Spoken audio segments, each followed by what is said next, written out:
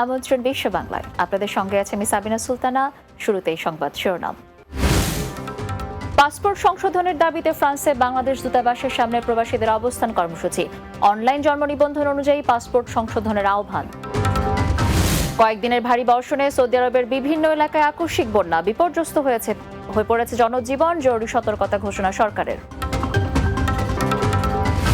এবং বাংলাদেশ থেকে আরব আমিরাতে পণ্য সরবরাহকারী অন্যতম ব্যবসায়ী নজরুল ইসলামের ব্যাপক সফলতা, 2 প্রতিষ্ঠানে প্রায় অর্ধশত প্রবাসীর কর্মসংস্থান।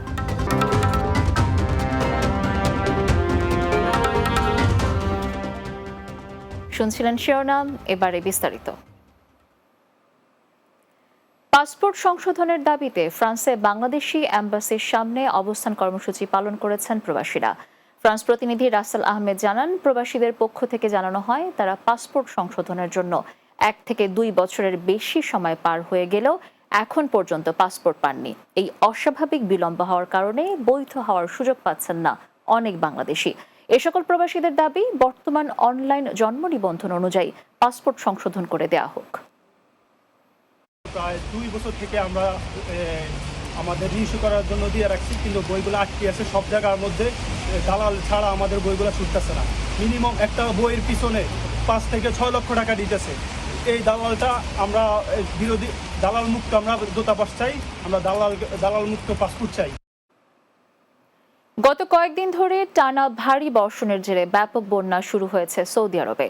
বন্যার কারণে ইসলাম ধর্মাবলম্বীদের পবিত্র 2 শহর মক্কা ও মদিনায় ইতোমধ্যে রেড অ্যালার্ট জারি করেছে দেশটির আবহাওয়া দপ্তর, national centre for metrology, NCM এর কর্মকর্তারা জানিয়েছেন, দেশটির পূর্বাঞ্চল বন্যার পানিতে ডুবে গেছে। বন্যার কারণে অরেঞ্জ অ্যালার্ট জারি করা হয়েছে রাজধানী রিয়াদ, মধ্যাঞ্চল এবং দক্ষিণ পশ্চিমাঞ্চলের 2 প্রদেশ আসির ও জাজানে। পাশাপাশি জনগণ সতর্ক থাকার আহ্বানও জানিয়ে বলা হয়েছে তারা যেন সরকারের নিরাপত্তা সংক্রান্ত নির্দেশনা অনুসরণ করেন। সামাজিক যোগাযোগ মাধ্যমে সৌদির বন্যার বেশ কিছু ছবি ও ভিডিও প্রকাশিত হয়েছে। যেসব ছবি ভিডিওতে দেখা গেছে বন্যার পানির স্রোতে ভেসে যাচ্ছে গাড়ি, এছাড়া বিভিন্ন ভবনের একতলার প্রায় অর্ধেক ডুবে গেছে।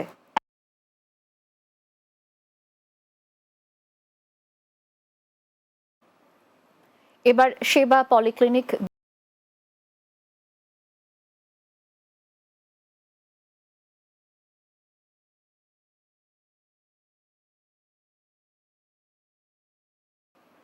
সংযুক্ত আরব আমিরাতে বাংলাদেশ থেকে পণ্য আমদানিকারকদের মধ্যে অন্যতম আমিরাতের বিশিষ্ট ব্যবসায়ী সিআইপি মোহাম্মদ নজরুল ইসলাম 2023-24 অর্থ বছরে বৈধ পথে রেমিটেন্স প্রেরণের স্বীকৃতি হিসেবে তিনি পান commercial important person CIP award.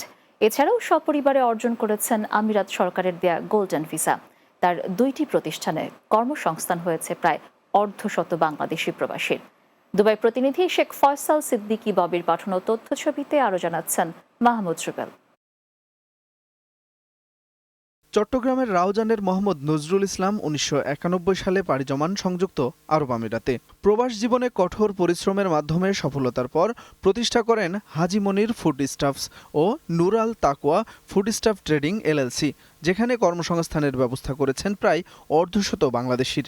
বাবার নামে হাজি মনির ফুড স্টাফ ট্রেডিং কোম্পানি, আর একটা আমার মার নামে নুরাল তাকওয়া ফুড স্টাফ ট্রেডিং কোম্পানি।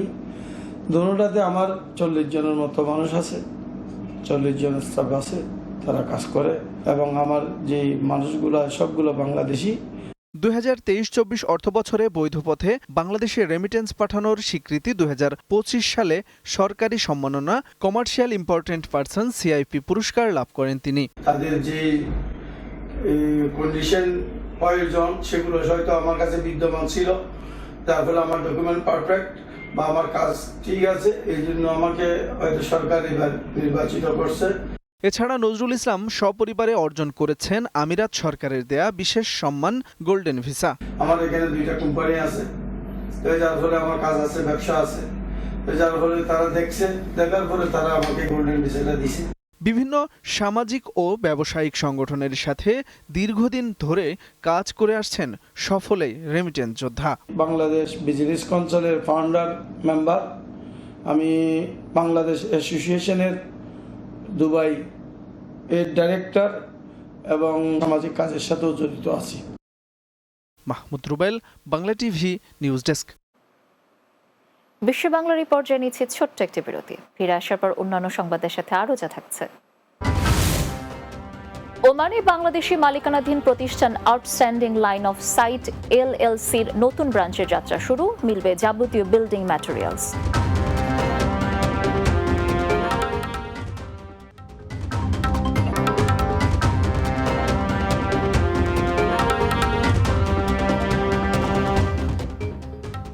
বিরতির পর আবারও স্বাগত বিশ্ব বাংলায়। উন্নত চিকিৎসার জন্য বিএনপি চেয়ারপারসন সাবেক প্রধানমন্ত্রী বেগম খালেদা জিয়ার যুক্তরাজ্যে লন্ডনে গমনের মধ্য দিয়ে দীর্ঘ 7 বছর পর দেখা হলো মা ছেলের। হিথ্রো বিমানবন্দরে তাকে স্বাগত জানান বড় ছেলে বিএনপির ভারপ্রাপ্ত চেয়ারম্যান তারেক রহমান সহ পরিবারের সদস্যরা। নিজে গাড়ি চালিয়ে খালেদা জিয়াকে লন্ডন ক্লিনিকে নিয়ে যান Tarek Rahman. London bureau chief Chowdhury মুরাদের প্রতিবেদনে বিস্তারিত।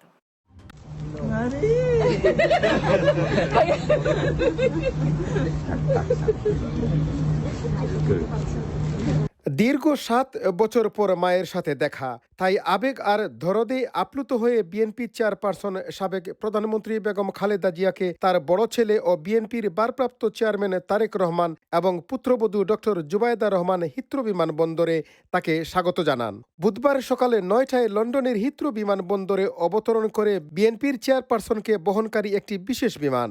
এ সময় যুক্তরাজ্যে বাংলাদেশের ভারপ্রাপ্ত হাইকমিশনার হজরত আলী খান তাকে ফুল দিয়ে স্বাগত জানান।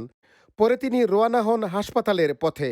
এখানে হাসপাতালে যে কদিন চিকিৎসকরা মনে করবেন ওনার হসপিটাল থাকা প্রয়োজন, ওনার একটা রিভিউ করা প্রয়োজন, কারণ আপনি দেখেন উনি দীর্ঘদিন অসুস্থ অবস্থায় হসপিটালে ছিলেন, দীর্ঘদিন ষড়যন্ত্রমূলক মিথ্যা মামলায় উনি কারান্তরীণ ছিলেন, যেখানে ওনার সুচিকিৎসা করা হয় নাই।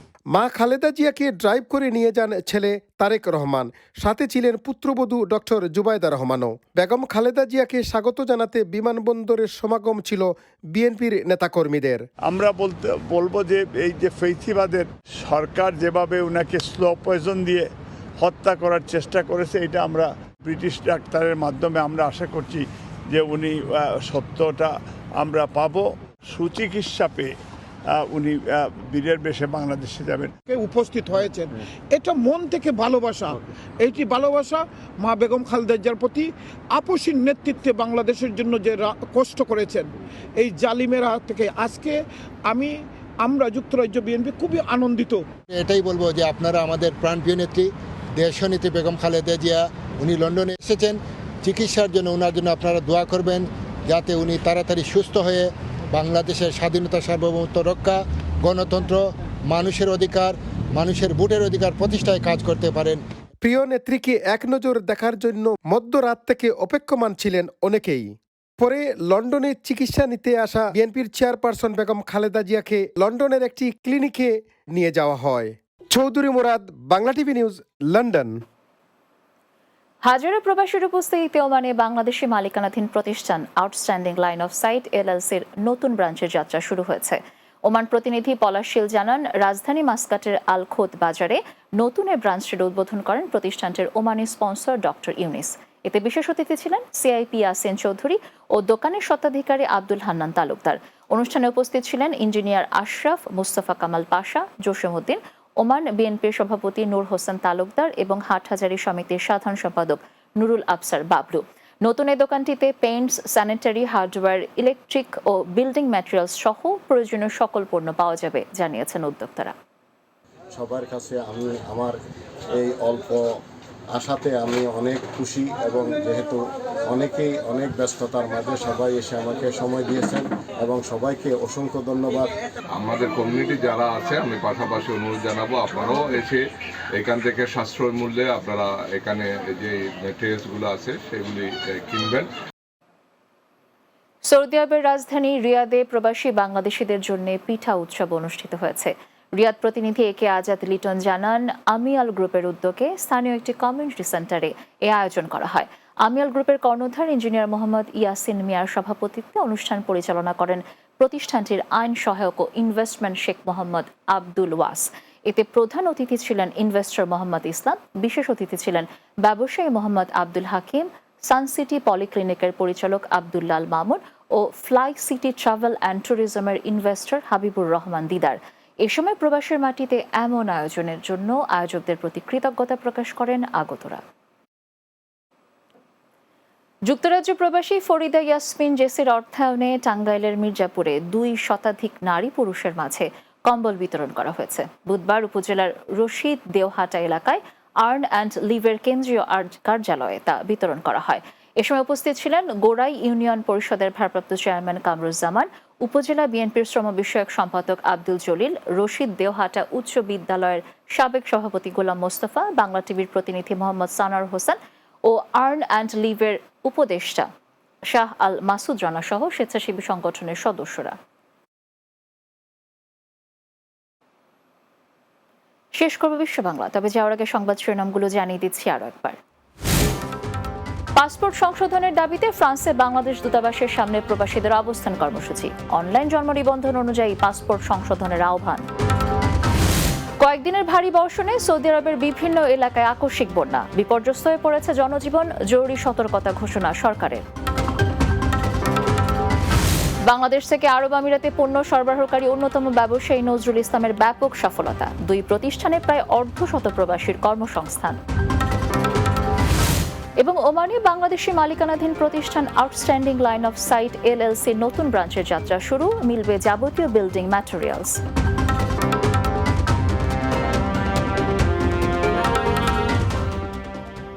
দর্শকই ছিল বিশ্ব বাংলায়। এতক্ষণ সঙ্গে থাকার জন্য ধন্যবাদ সবাই।